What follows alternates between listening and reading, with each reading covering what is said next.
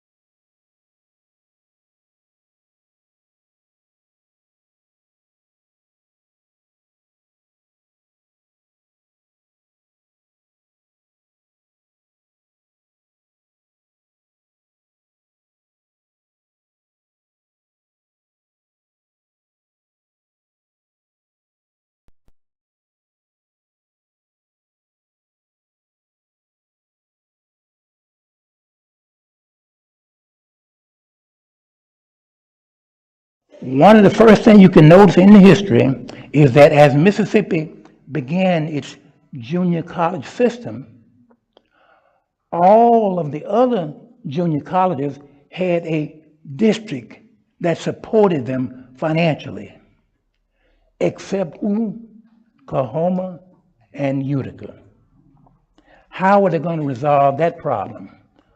Well, it seems that between 1982 and 1984, as a part of the Ayers case, they simply decided to merge Utica out of existence, making it just one of the campuses of Hines Community College.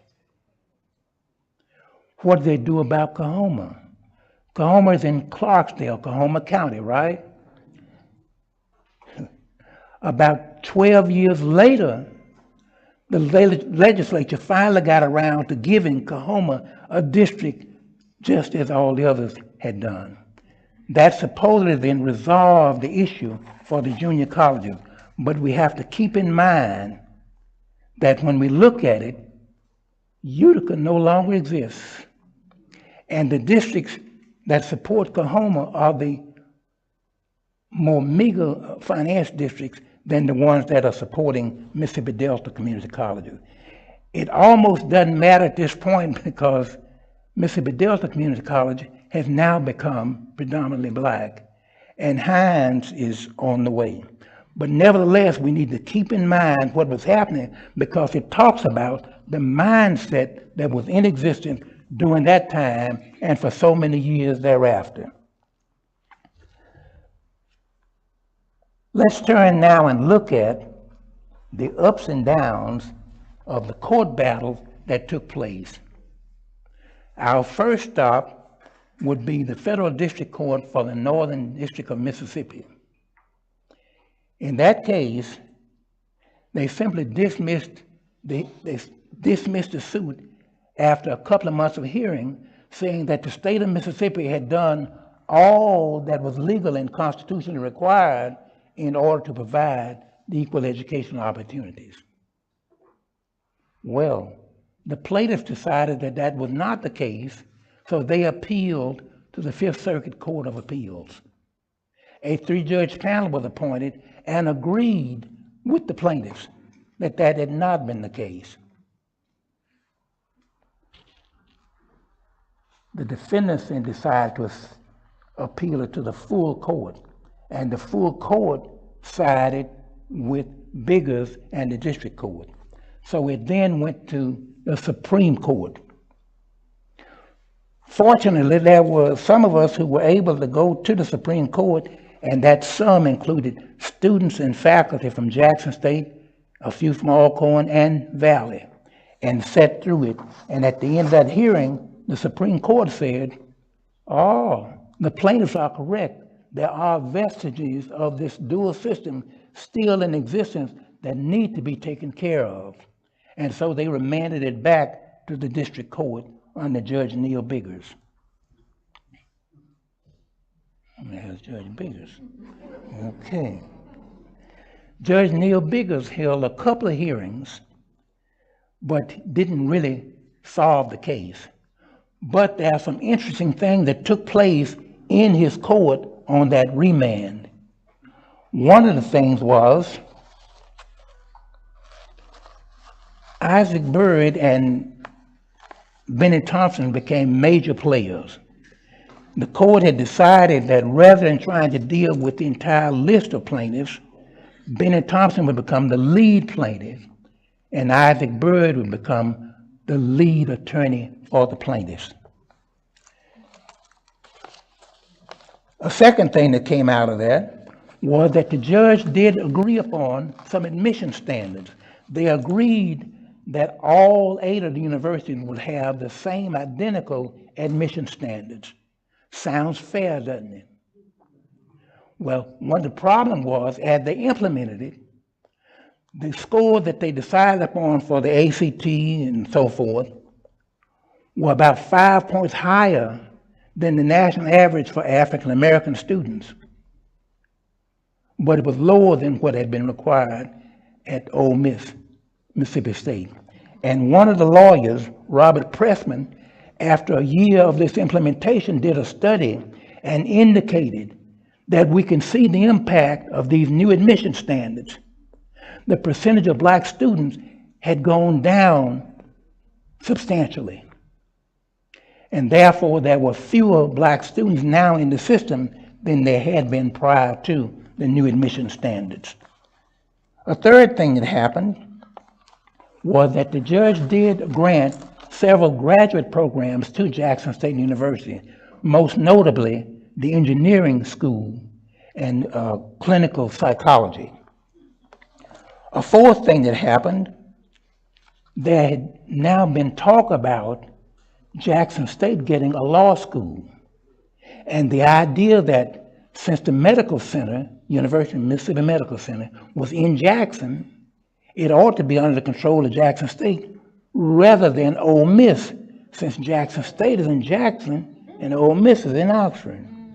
There was also the talk that the stadium, Mississippi Veteran Memorial Stadium, should be under the auspices of Jackson State, since they are the one institution that doesn't have a stadium. These kind of talks came out of the hearings with Judge Biggers. And there were various proposals that were floated by the College Board that most of you are not acquainted with unless you went to the board meetings. One of the proposals was a classification change. The board decided that Mississippi State, Ole Miss, and Southern Miss would be classified as comprehensive universities.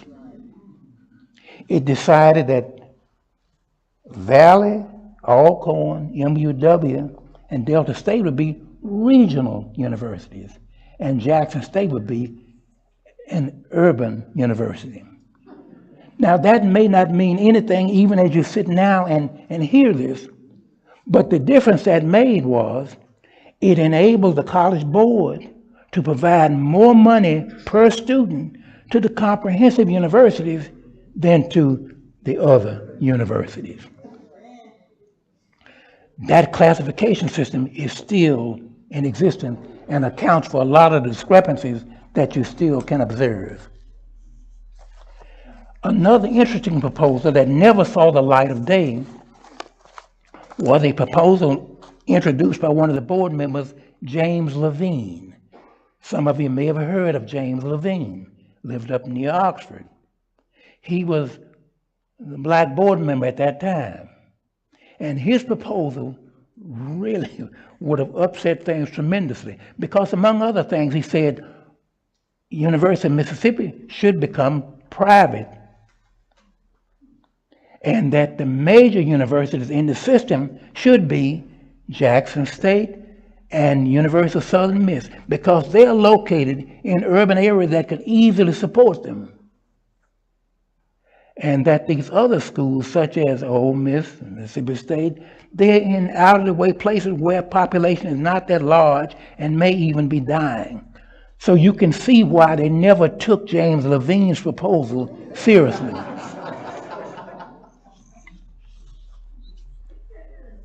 So, all right, she's ahead of me already. Now, what you notice, by this time I had indicated that Biggers had not settled the case. But by this time, Ronnie Musgrove decided to run for governor. And Musgrove made as one of his campaign planks that he would settle the Ayers case.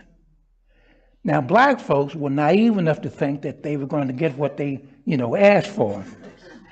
And white folks were smart enough to think that, well, he's going to get this money, we're going to stop this money from flowing out of our pockets in terms of tax money. So Ronnie Musgrove did put together his team, and then we began the process of negotiations. So we're looking at the ups and downs of the court battles. Again, remember, Isaac Byrd was now the lawyer in charge. Isaac Byrd assembled his team as well, and they began arguing the case. Now, if you can go back and find Byrd's proposal, you would be astonished at how progressive his proposal was. It really would have, straightened things out drastically. But again, after Byrd presented his proposal, The college board looked at it and rejected it out of hand. And instead of responding, talking point by point about what was wrong with it, they came up with their counter proposal.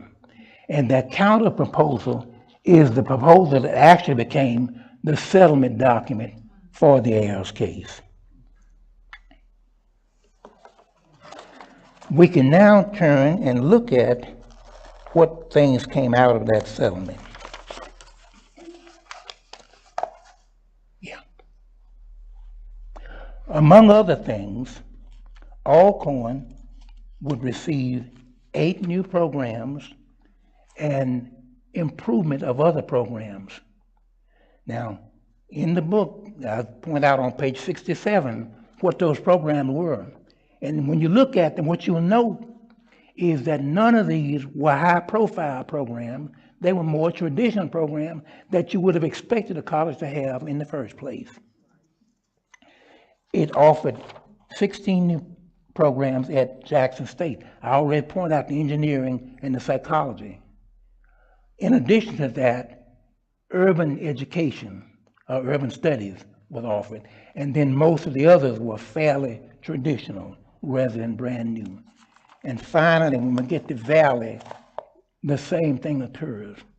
As a matter of fact, I was kind of floored when they looked at the new programs for Valley. One of them said a bachelor's degree in history. Well, yeah. So it was those kinds of things that made up a part of the settlement that impressed some people, but helped us to know that not much was really changing. So we turn and look and realize that of the 3 universities, $245.8 million was given to these 3 universities. And it was to last over a what? 17-year time period. And 3 times 17 is what, about 51? Yeah. That's, and when you divide that out by the 245, how much are they getting each year? A little over $2 million, I think, which is minuscule compared to what total budgets are. $5 million for capital improvements. It sounds like a lot of money. But what it turned out to be was 2 buildings at Jackson State, 2 buildings at Alcorn, and 1 building at Valley. And these are kind of cheap buildings at that price. But that's all that was happening in terms of the facilities. Those were the things that were put out front to say that Mississippi was doing the right thing in settling this particular case. I should have had a timekeeper out there, but 27. Okay. So let's turn now and look at the other provisions that were part of the agreement. And let me just say up front, let me put it another way. Let me already prejudice your minds by saying that these other provisions are full of hypocrisy and deception. So let's go through them one by one. The first said a summer development program of $3 million. This is a program that would be offered to students who had applied to one of the 8 universities and didn't get in. They could then spend a part of that money during the summer catching up so that in the fall they could be fully admitted. In a sense, it may sound good, but what it also sounds like is you're compensating for what the public school didn't do in the first place. The second one says public endowment of $70 million. And what was the $70 million for? Scholarships for white students to attend Alcorn, Jackson State, and Valley. Now this sounds to me as if it really had nothing to do with why the case was originally filed. But that was one of the provisions. But let me also say that it was hypocritical because Mississippi at the time, through its leaders, said they were opposed to race-based scholarships. They were opposed the race-based scholarship. But now we are proposing to spend $70 million to bring white students to Jackson State, Alcorn Valley. Now, the other thing that makes that look hypocritical is that nothing else was done to deal with the racial inequities at Mississippi State, Ole Miss, Southern Miss, and so forth. There was no money to try to equalize the salaries at the different institutions. So to me, well, I had no problem with white students attending Jackson State, Alcorn Valley, but the proposal itself on its face is hypocritical, I think. The third point is private endowment. Why was this a major deception? Because some of us in court at that time said, if it's private endowment, who is providing the money? Nobody ever came up with an answer to who was providing the private endowment. So that's $35 million we can't even count on. And to this date, according to the Commission of Higher Ed, they have raised one of those $35 million. When Hank Bounds was the Commissioner of Higher Ed, he had a group of us from Jackson State, Alcorn Valley in his office, and one of his questions to us was, how do you think we can raise $35 million? This is a part of the settlement. You've been publishing it around the world, but you have no idea of how to do it because it was not planned in the first place. The next provision says Jackson State was recognized as a comprehensive university. Now remember just a minute ago we talked about how they created this classification system? Comprehensive, urban, and regional. And the comprehensive was going to do what? They were going to get more money than any of the others per student. So if you say Jackson State is a comprehensive university, what you going to expect? They're going to get the money that the comprehensives. But the settlement goes on to spell out that this does not mean that Jackson State is entitled to the same kinds of programs and things as the others. That sounds like deception to me. It's only designed to fool people, make them feel good, when really that's just what that guy named was pulling the strings in The Wizard of Oz. Yeah, it's just pulling the strings. It also, in that same settlement, says that Mississippi Memorial Stadium would be called the home of the JSU Tigers. We saw that, and a few weeks later, you drive by the stadium, there are words up on there that say, home of the JSU Tigers.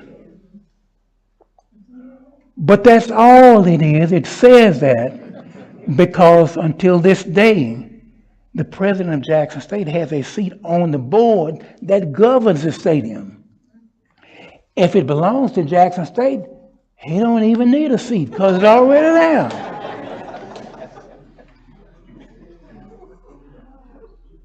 And to this day, the Department of Finance and Administration is the one that actually owns the stadium. And at any moment, they can decide to do something else with the stadium.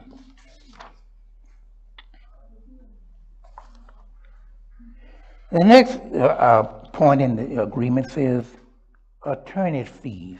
The team of plaintiff attorneys that signed the agreement shared $2.25 million. Those who did not sign the agreement would not share in the fees. Now, on the one hand, it sounds strange that you know these people have been working on it, but they're not going to get any of the money because they didn't sign the agreement. Looks like to me the firm itself ought to be the only one required to sign. Well, that's just me. I'm not a lawyer, but that's just the way it looks. But even worse than that, I think it put Isaac Byrd in a bad spot because then it made it look almost as if this is a bribe. You'll get the $2.25 million if you sign the agreement. I think in most cases when there's a lawsuit like this, the winners get money and the losers have to pay it out. Let's flip over to the next provision.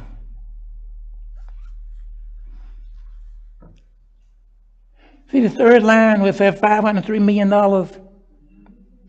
All of you have read in the Clarion Ledger and other news media how Mississippi shelled out $503 million to these three institutions.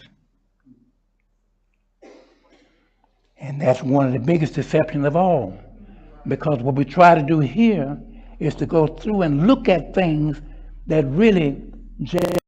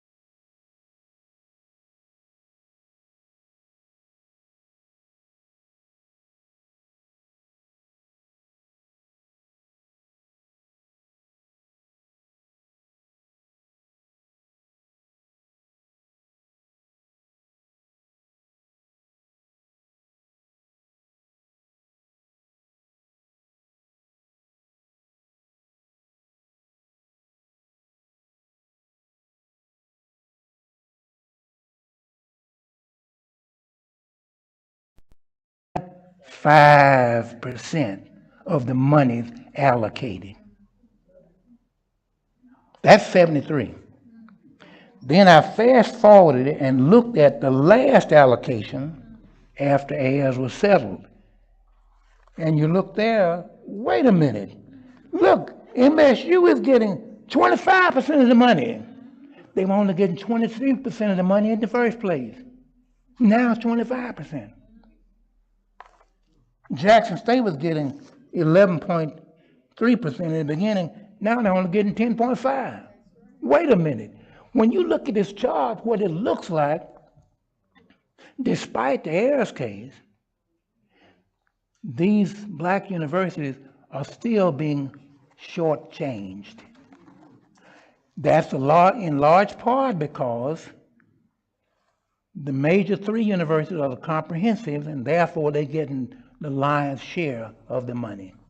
That middle part I put in there, I just put that part in because that shows the percentages you would have been getting if you don't count the Ayers money. The bottom line is that despite Ayers, the problem still exists. That's one of the major reasons why I went ahead and wrote the book, because a lot of folks thought that, oh, you've been over to Jackson and see all the buildings they got? And people get the impression that, yeah, they were really endowed quite well. But if you really want to get the real story, and I hate to put it like this, but go to Valley and you see how little Valley has gotten out of it. But that's the real deal. Another reason when we look at it and say that this case is still important is because if you go to Alabama, Arkansas, Tennessee, well, the whole Southeast, what you'll notice is the historically black colleges in those areas, they're just as behind the white ones as Jackson State or Alcorn Valley behind the white ones in Mississippi. So the problem is still there. So again, what I wanted to do was look at what happened with Ayers so that if people are interested or concerned in Alabama, they can see what you went through. They can see how to avoid the mistake that you may have made. And they can begin to improve their particular predicaments. Finally, in the middle, well, not in the middle, but near the end of the book, what I also did was to go in and look at what I consider to be some of the lessons that we learned as a result of being involved in the Ayers case. And, you know, I don't mean to boast or brag or anything, but about 30 years of my life was messed around in the Ayers case as an activist, as a faculty member, and so forth. And so, to me, it's a very personal kind of struggle that needs to happen with all of the other historically black colleges and universities. Because even though the courts have declared on some cases that institutions are not entitled to rights, that it's just for individuals. On the other hand, I've also seen the same federal court decide that, what's that, Holder versus Shelby? You're familiar with Holder versus Shelby, the voting rights case? In that case, they turned it around and said, oh, well, yeah, individuals and companies can be, yeah, and not just individuals. So we have to put our heads together and decide how best to attack this whole problem of unequal access to education. Because believe it or not, this city of Jackson and everywhere else benefits from the level of education that you can provide for all of the people, not from just the education you can provide to a certain segment of the people. And that if you provide the education for all of the people, what's that saying? They say no justice, no peace. You can begin to solve a lot of the other problems that are ancillary to that. But before I get carried away on that, let me just go now and look at a few of the lessons that we learned as a result of going through the Ayers case.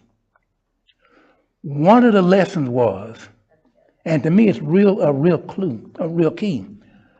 I think the Ayers case could have fared a lot better if the plaintiffs had had a much more adequate system of financing of their efforts. They could have hired more lawyers. They could have brought in more expert witnesses. They could have held out longer, because by 2000, a lot of the college presidents were saying, well, let's just take the money while we can get it. That's because they're in desperate straits. Another one of the lessons that we learned was that you ought to have clear goals and objectives as you go into a suit such as this. Because as the case is winding itself through the court, a lot of folks were not sure what it was Jackson State, Valley, and Alcorn wanted. Some of them were fearful that it was going to lead to closing Jackson State, Alcorn, and Valley so that they'd be merged just the way Utica had been. So we need to have our objectives clear for all the folks on board who want to join in the particular struggle that's involved.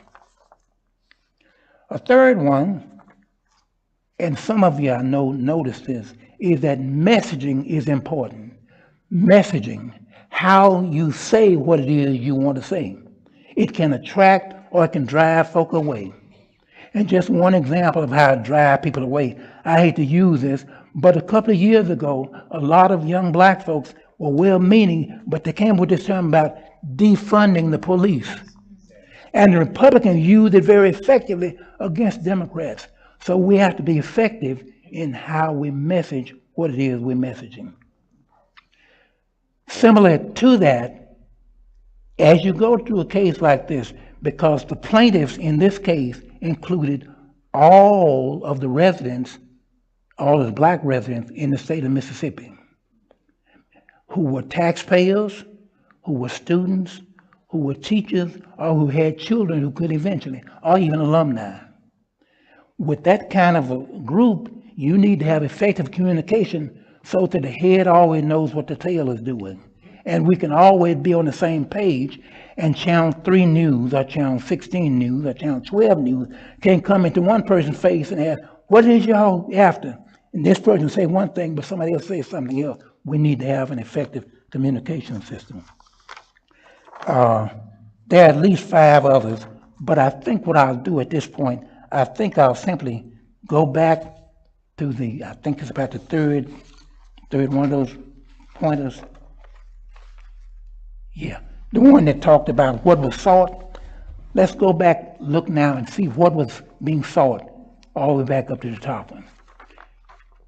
Oh, yeah, next one. No, the other way. The first one, what's it, revising the funding formula? That is one of the promises.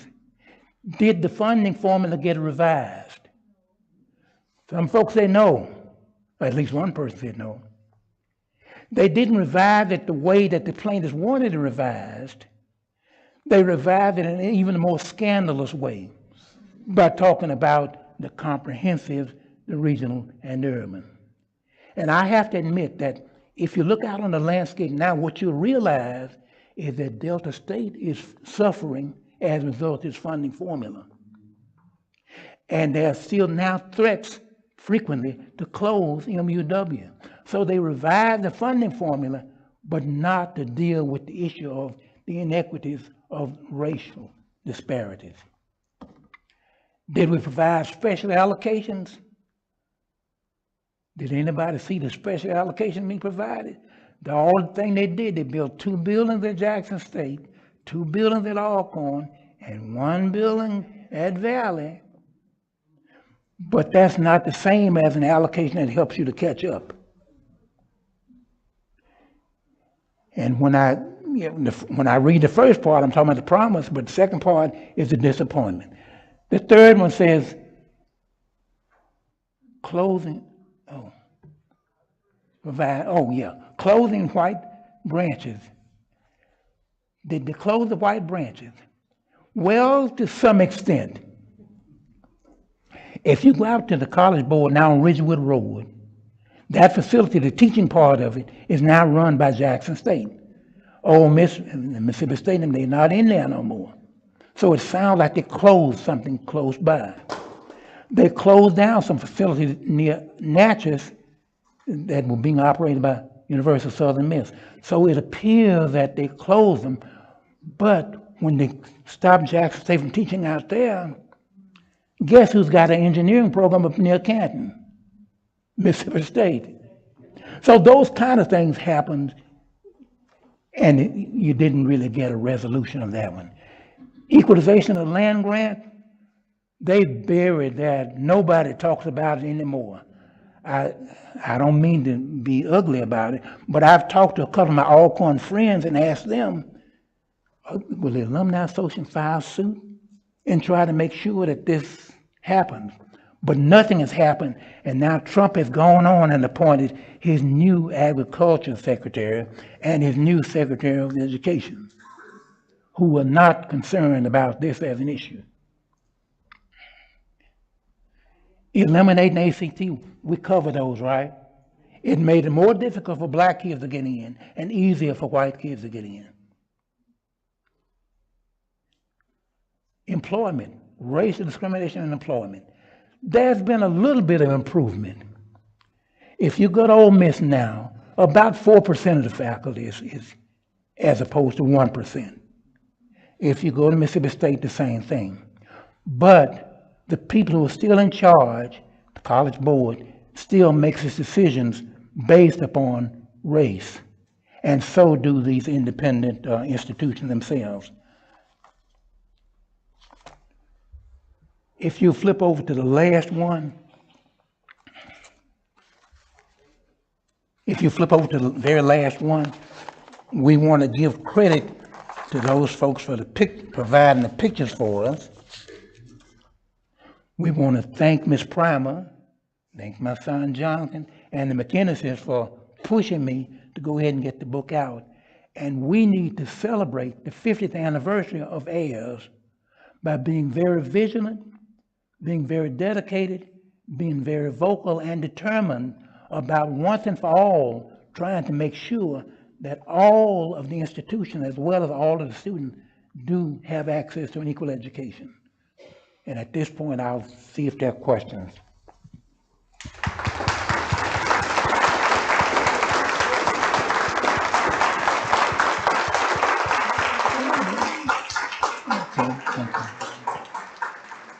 Okay. If there are no questions, that means I get an A and it's over with. I think you get an A no matter what, but if you have a question, if you'll raise your hand and I'll bring the microphone around to you. One of the main characters that you've been telling that really is persisting in its ways is IHL. Can you talk about how maybe they have been behind keeping everyone behind? Oh, okay. Yeah, okay. And it's difficult because, I mean, almost everything I think of would be kind of an example. But on the one hand, and I think the Jackson State folks might appreciate this, within the last 15 years, Jackson State has had about 5 different presidents. And if you change presidents that often, you can't keep up the momentum that you need to have. But then the question behind it becomes, how come so many presidents? IHL was the person or the body that chose every one of the presidents. And if they turn out to be bad, then IHL bears the blame. And to me, it says one of two things. They knew that they were bad in the first place, but got them because they were weak. Or they didn't do thorough enough background checks to find these flaws in the first place. In either case, IHL is to blame. That's one example. The second has to do with the funding. If you deliberately change the classifications so that one group gets more money than the other, then you're deliberately handicapping those who get the lesser amount of money. But there are all kinds of things. Oh, well, one other one is the final one, I think. Mississippi is now following the national administration and all the others in violating the real freedom of education principles that faculty members ought to have. And that way they muzzle and help to miseducate the student at those institutions. Those are just 3.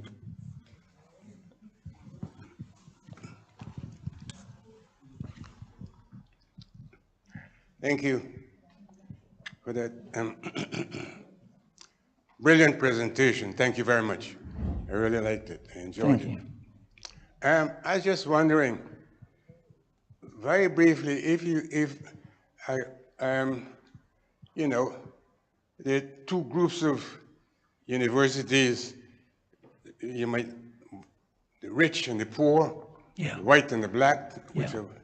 And there was legal judgment, a settlement, which set out a set of priorities which would bring them closer together, make them equal, instead of a big gap between the rich and the poor. Which of the settlements would you say brought the 2 groups closer together, and which of the settlements caused them to be further apart? Okay. You understand what I'm asking? I think I do. Very briefly, which brought them closer together and which kept them further apart? Mm-hmm. Okay. I think I got you. Okay. And I guess I'd go back and say, on the one hand, in 1896, when we talked about Plessy versus Ferguson, that enabled there to be this real separation where you could have the real disparities. To me, that was the beginning of it, and that was probably the most egregious part of the whole phenomenon. I'd say that when we got to Adams versus Richardson, there was a real promise that was going to be done away with, because Judge Pratt in that case basically said, in the effort to deal with those disparities, the black institutions should not be made to bear the brunt of desegregating and of bringing them together. If that had been followed, and that was the intent of Ayers, was to follow up on that pronouncement, that would have brought them closer together. But I've been living in the United States for a long time. And one of the things I've noticed is that every time there's a real advancement or supposed advantage racially, somebody comes along and finds a way to turn the clock back. And so to me, the way that Ayers was settled was a turning back to a certain extent. And I'll go back to what I said a while ago about the ideas of lesson we've learned.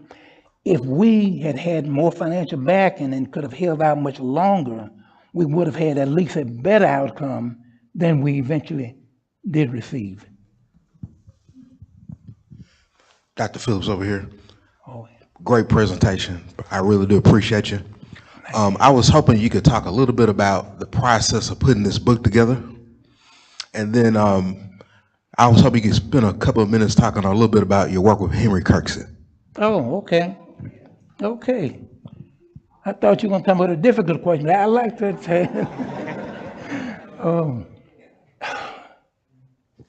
Again, there are some students in this audience. I started gathering this information when they were students of mine, because I went to the hearings in Oxford, New Orleans, and DC, and followed the case along and took fairly good notes. Then somewhere around 2000, the dean asked me if I could teach a course on teachers and the law. Oh, yeah, I could teach that course, because what I did, I taught all about, the other little stuff that was in the textbook, but in the last third of the semester, I would talk about the Ayers case and give them practical examples. This is what we've been talking about, and this is it. So it's basically a result of the notes that I took going to those hearings and teaching my class teachers in the law. Now, one of the reasons I retired when I did, because a lot of folks thought I was lazy to retire at 63, but I retired because I wanted to be able to put some of this stuff in writing. And so I began putting it in writing then. And then it wasn't until last year when my son moved over that I finally had enough resource personnel around me to put it in manuscript form. And so, again, thanks to Jonathan, we finally do get it put together. It was a long process, but it was one of joy. And I just have to make one other confession, and that is, I'm not that good when it comes to technology and stuff. So I had all these papers around the house, and I had to try to bring all that together, and they helped me to do that, and that's how we finally got it together. My work with Henry Kirksey. How many of you ever heard of Senator Henry Kirksey? All right, all right. Senator Henry Kirksey was one of the most brilliant people that I've met, and he was one of the most dedicated. I think I first met Kirksey through his writings in 1963. In 63, Kirksey had gathered statistics for all of the school districts in Mississippi. There were 108, I think, at that time, but really there's about 216, because every district had a black segment and a white segment. Kirksey had gathered the data showing the per student expenditure of every school district, comparing the black ones to the white ones. He used that data, or provided that data to folks when they got ready to do the Holmes versus Alexander case. So that was my first acquaintance with him. But once I got to know Henry Kirksey, I deliberately sought him out, because by then I was president of the Faculty Senate, and I was struggling at Jackson State to try to get data and allied and stuff to help me out. And Kirksey gladly came to my aid at Jackson State as University Faculty Senate president. By the same token, he also invited me to be a part of his radio program so that I could help him to get the issues out in the community that he felt were important for us to understand. So Kirksey was a real jewel. He's highly underappreciated. It's because of Henry Kirksey that we now have at least one black congressman in Mississippi, from Mississippi. It's because of him that you finally were able to elect blacks to the city council in Jackson and to get a black mayor. It was because of him that you finally were able to get blacks on the board of supervisors, because in every one of those cases, he filed suit. He was a person of real sacrifice. We found out later on that because of his sacrifices, he lost his house, and Bennett Thompson had a house built that he could live in at Tougaloo. And in filing the suits, he was using his Social Security money in order to file the suits. So I appreciate it, and all praises to Senator Henry Kirksey. And we need to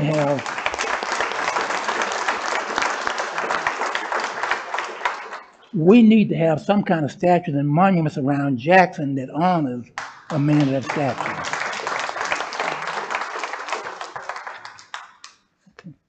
Dr. Phillips, thank you so very much. Just one quick question.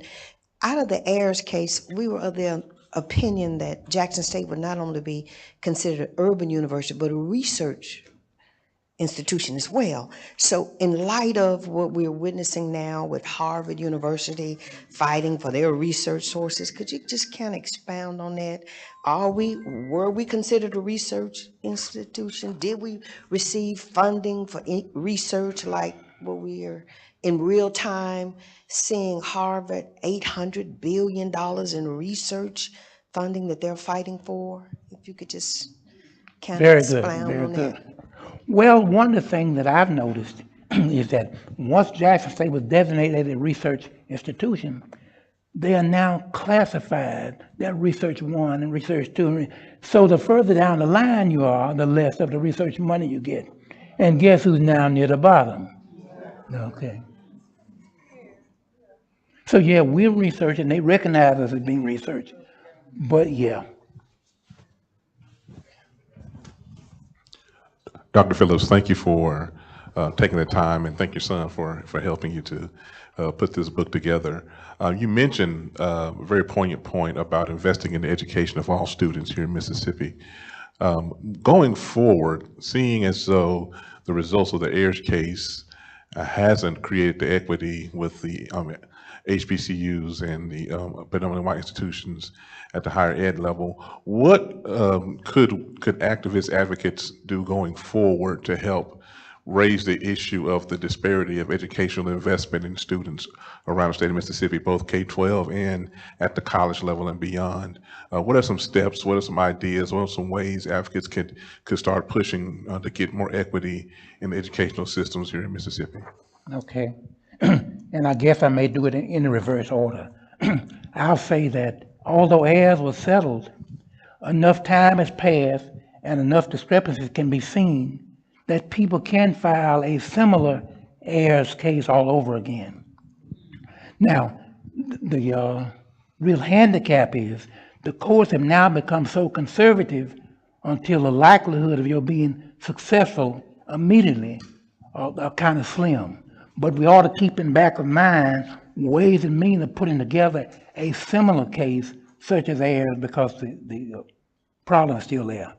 The second thing I would say is we all have to become activists. There are some people who think, oh yeah, we ought to let them go out there and march and do all this stuff and we'll wait until it's over with. Everybody has to become an activist. Everybody has to become educated about what are the issues that face them. And everybody has to be willing to put up some kind of a struggle to make sure.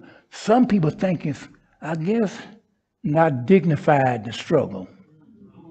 But we all have to, again, adopt the attitudes that civil rights workers had back in the 1960s and 70s and begin to educate one another on the issues and support one another as the issues break out.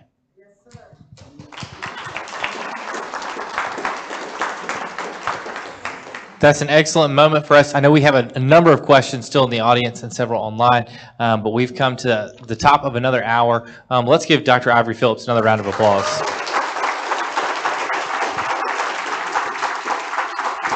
For those of you that would like to speak further with Dr. Phillips or purchase a copy of his book, we have plenty of copies over here with Courtney from the store, and Dr. Phillips will be happy to sign it for you.